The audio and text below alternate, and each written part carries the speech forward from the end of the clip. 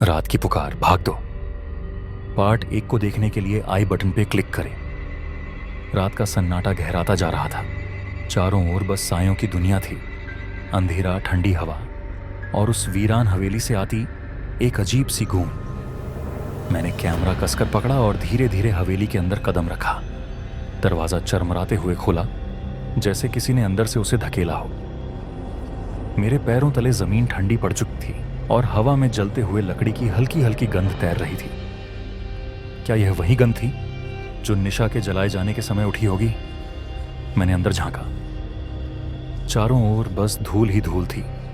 फर्श पर जलने के पुराने दाग और दीवारों पर अजीब से निशान बने हुए थे, मानो किसी ने नाखूनों से गहरी खरोंचें डाली हों। और फिर हवेली के भीतर एक धीमी फुसफुसाहट गूंजने लगी, जैसे कोई किसी से बात कर रहा हो। बचाओ, मुझे बचाओ। वही पुकार। मेरी रीढ़ में सिहरन दौड़ गई। यह आवाज किसी और की नहीं, निशा की आत्मा की थी। मैंने आगे बढ़ने का फैसला किया। मेरी सांसें तेज हो चुकी थीं। दिल की धड़कन इतनी बढ़ गई थी कि ऐसा लग रहा था जैसे हवेली भी उसे सुन सकती हो। जैसे ही मैं सीढ़ियों के पास पहुंचा, मुझे फर्श पर किसी के पैरों के हल्के हल्के निशान दिखे। वे निशान आग में जल चुके पैरों के जैसे लग रहे थे, मानो कोई इस हवेली में अब भी भटक रहा हो। मैंने मोबाइल की टॉर्च ऑन की और धीरे धीरे सीढ़ियां चढ़ने लगा। जैसे जैसे मैं ऊपर बढ़ता गया, हवा और भारी होती गई, मानो किसी अदृश्य ताकत ने हवेली को घेर रखा हो। तभी एक जोरदार झटके से सीढ़ियों के ऊपर लगा लकड़ी का दरवाजा अचानक खुल गया। घोर अंधेरा था। मैंने टॉर्च की रोशनी घुमाई और सामने का नजारा देखकर मेरा शरीर बर्फ जैसा ठंडा हो गया। वहां दीवार पर जलती हुई लड़की की छवि बनी थी, वही जगह जहां निशा को जिंदा जलाया गया था। और ठीक उसी वक्त मेरी टॉर्च की रोशनी एक कोने में गई और मैं दंग रह गया। कोने में किसी की परछाई खड़ी थी। मैंने घबराकर नजरें घुमाई। वह परछाई हिल रही थी, लेकिन उसके पैर जमीन पर नहीं थे। उसका सिर थोड़ा झुका हुआ था और उसके लंबे उलझे हुए बाल चेहरे के आगे आ रहे थे। अर्जुन।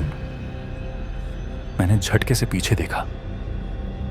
कोई मुझे मेरे नाम से पुकार रहा था।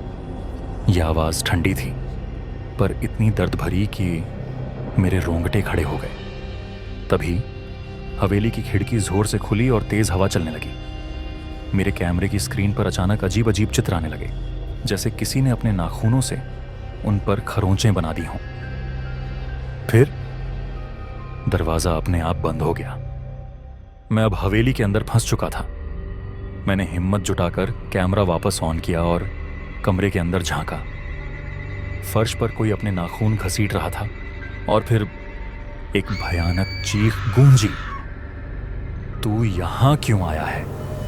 मैंने जैसे ही टॉर्च घुमाई, मेरे सामने वह परछाई अब और करीब थी। उसका आधा जला हुआ चेहरा, लाल आंखें और वह भयानक दर्द से भरी चीख।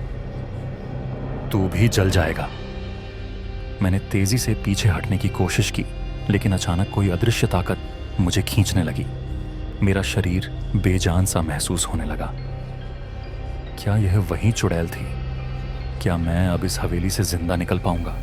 क्या मैं इस मौत के जाल से बच पाऊंगा? क्या निशा की आत्मा उसे कोई संदेश देना चाहती है? या फिर यह हवेली मेरे लिए आखिरी ठिकाना बन जाएगी? अगर आपको यह कहानी रोमांचक लगी हो तो चैनल को सब्सक्राइब करें और नोटिफिकेशन बेल दबाएं, ताकि आप इस डरावनी यात्रा का अगला हिस्सा मिस ना करें।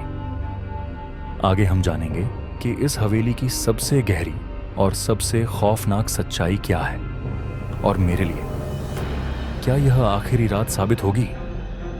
दरवाजा अपने आप जोर से बंद हो चुका था। मैंने पूरी ताकत से धक्का दिया, लेकिन वह टस से मस नहीं हुआ।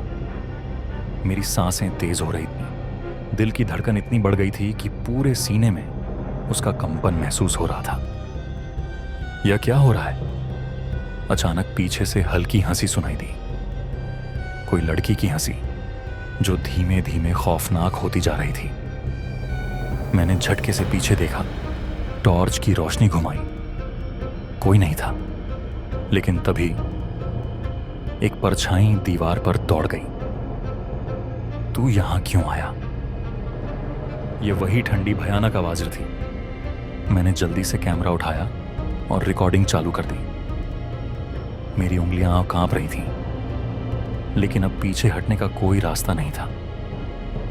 हवेली के अंदर अजीब सी हरकतें हो रही थीं। कभी कोई खिड़की अपने आप खुलती, कभी कोई पुराना झूमर जोर से हिलने लगता। तभी मेरी नजर कोने में रखी पुरानी लकड़ी की अलमारी पर गई। उसके दरवाजे आधे खुले हुए थे और अंदर कुछ कागज बिखरे पड़े थे।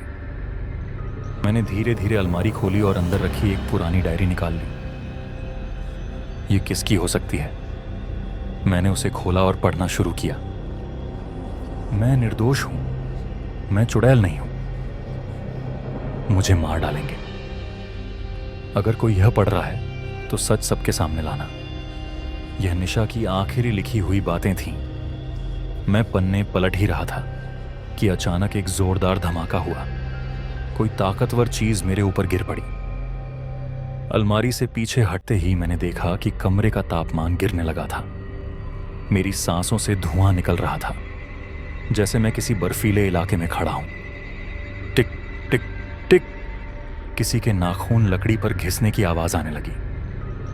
मेरे पैरों के पास अचानक एक जलता हुआ हाथ प्रकट हुआ। मैंने डरकर पीछे हटने की कोशिश की, लेकिन मेरा शरीर जड़ हो चुका था। हाथ धीरे धीरे ऊपर उठा और फिर एक काले साए ने अचानक मुझ पर झपट्टा मारा। तू यहां क्यों आया? उसकी चीख इतनी जोरदार थी कि मेरे कानों में दर्द होने लगा। मैं गिर पड़ा और मेरी टॉर्च हाथ से छूटकर दूर जा गिरी। अब मैं पूरी तरह अंधेरे में था। फिर कुछ हुआ जिसने मेरी रूह को हिला दिया। एक हल्की रोशनी के बीच मैंने उसे देखा। निशा वह कमरे के बीचों बीच खड़ी थी। उसकी आंखें सुर्ख लाल थीं, चेहरा जला हुआ था और उसके बाल बेतरतीब हवा में लहरा रहे थे। मुझे न्याय चाहिए, उसकी आवाज मेरे दिमाग में गूंजने लगी। मैंने कांपती आवाज में पूछा, कौन सा न्याय? तभी मुझे लगा कि मैं किसी और ही जगह पहुंच चुका हूं। यह हवेली थी, लेकिन सालों पुरानी। एक धुंधली याद, एक बीती हुई रात। मेरे सामने ठाकुर रणवीर सिंह खड़ा था। उसके हाथ में जलती हुई मशाल थी और सामने घुटनों के बल गिरी हुई निशा रो रही थी। गांव के कुछ लोग जोर जोर से चिल्ला रहे थे, इसे जला दो, यह चुड़ैल है, यह श्राप बन जाएगी। और फिर ठाकुर ने बिना सोचे समझे मशाल निशा के ऊपर फेंक दी। लपटें भड़क उठी। निशा की चीख पूरे गांव में गूंज उठी। बहुत दर्द हो रहा है, कोई तो बचाओ। लेकिन कोई नहीं आया, कोई नहीं आया। अचानक मैं फिर से उसी हवेली में लौट आया। मेरी सांसें उखड़ चुकी थी। मेरे सामने वहीं जलती हुई परछाई थी। अब तू जान चुका है, अब तू भी मरेगा। हवा में जोरदार झटके महसूस होने लगे। दीवारों पर दरारें आ गईं। मुझे लगा कि यह हवेली गिरने वाली है। मैंने पूरी ताकत से दरवाजा धक्का दिया और दरवाजा खुल गया। मैं लड़खड़ाते हुए बाहर निकला और पीछे मुड़कर देखा। हवेली की खिड़कियों से आग की लपटें उठ रही थीं। निशा की आत्मा जाग चुकी थी। लेकिन क्या यह अंत था? क्या मैं इस भयानक अनुभव से बच गया या फिर कुछ और उसका इंतजार कर रहा है? क्या निशा की आत्मा मुक्त हो चुकी है या उसकी पुकार अब भी जारी है? जाने के लिए इंतजार करें रात की पुकार, भाग 3। अगर आपको यह कहानी रोमांचक लगी हो तो चैनल को सब्सक्राइब करें और नोटिफिकेशन बेल दबाएं ताकि आप इस डरावनी यात्रा का अगला भाग मिस ना करें। लेकिन मुझे अभी एक और बड़ा रहस्य जानना बाकी है।